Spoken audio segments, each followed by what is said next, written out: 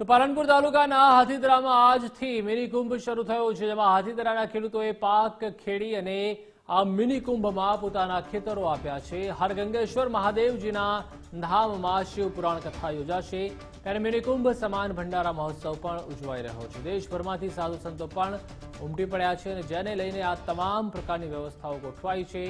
ખેડૂતોનું માનવું છે કે આ પુણ્યનું કામ છે અને હાથીદરામાં જ્યારે પણ કોઈ પ્રસંગ થાય છે ત્યારે આ ખેડૂતો પોતાની જમીન આ ધાર્મિક પ્રસંગમાં આપી દે છે।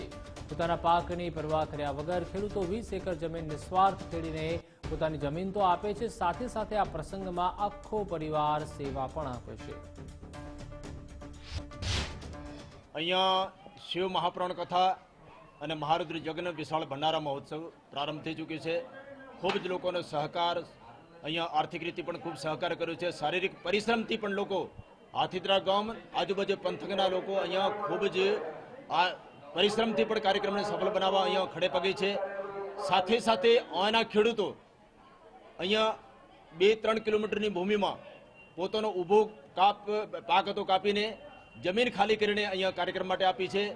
બોડી સંખ્યામાં એટલે જમીન એકવાર કરેલી છે। અહીંયા મોટા સંખ્યામાં મોટો પાર્કિંગ પણ મોટો છે, કાર્યક્રમ સ્થળ પણ મોટો છે। અહીંયાના ખેડૂતે જે બલિદાન આપ્યું છે એના આપણે બિરદાવવા લાયક છે। ખૂબ જ સારો અમને સહકાર છે। વાવેતર હોય કે ગમે તે હોય, ભાગીને બાપજીને દયા દે અમે જમીન આપા કથા મંડપ માટે।